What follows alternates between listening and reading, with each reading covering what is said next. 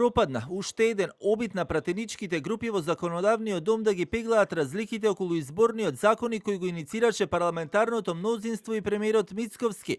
Вели владата е спремна на сите отстапки само да се најде соодветен модел дијаспората да може да го изрази своето право на глас, а за се друго вели е спремен да прифати од страна на опозицијските партии. Дијаспората нас не е многу важна. Од проста причина што дознаките кои што ги испраќа дијаспората во својата татковина се огромни. Ние пледираме како влада, имаме амбиција дијаспората се вратиме дома. Ако ја прекинеме и оваа врска, тогаш практично прекинуваме било каква врска на дијаспората со сопствената татковина. Ние тоа не сакаме да се случи. Напротив, ние сакаме да ја интензивираме, засилиме таа врска.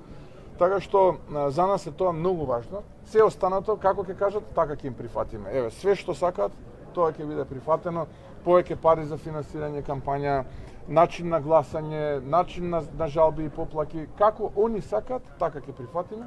Но за нас задолжителен и константа е гласањето на дијаспора. Сепак опозиционерите во текот на денот и претходно веќе излегоа со познатите ставови од СДСМ и денеска преку соопштение со став дека парламентарното мнозинство турка изборен законник кој води кон, како што велат, изборен грабеж, иако целта е да почне да важи од 2029-та, односно од следните претседателски избори. Нема никаква причина за вакво брзање, освен намерата однапред да се отвори простор за изборни манипулации. Наместо аргументи, ВМРО ДПМН е бега од одговорност на клучните прашања. Зошто инсистира на електронско гласање без соодветни гаранции? Зошто граѓаните во дијаспората ги става во ризик од сомнеж за злоупотреба и зошто воведува двојни аршини за гласањето? Од левица пак и денеска излегоа со реакција дека, како што велат, причина за блокадата на изборниот законник се токму двете најголеми политички партии кои најмногу црпат од колачот, а прашањето за една изборна единица, иако начелно одамна се договарало, се уште никако да биде преточено во изборниот законник.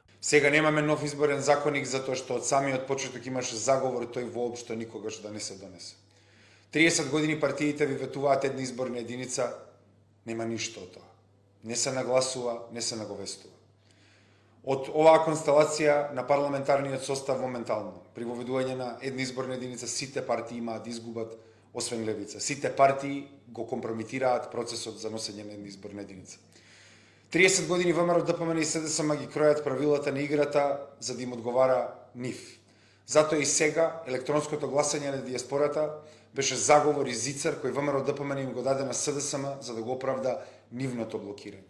Вчера и евроамбасадорот Рокас изготвеното законско решение го оцени како добро и ги повика партиите на консензус, бидејќи токму изборниот законник е дел од реформската агенда и дека во грејс периодот од 10 би биле исполнети 9,5 чекори. Сепак за сите вкупно 51 чекор од реформската агенда. Европската комисија ќе треба да даде оценка за напредокот во септември по летните одмори.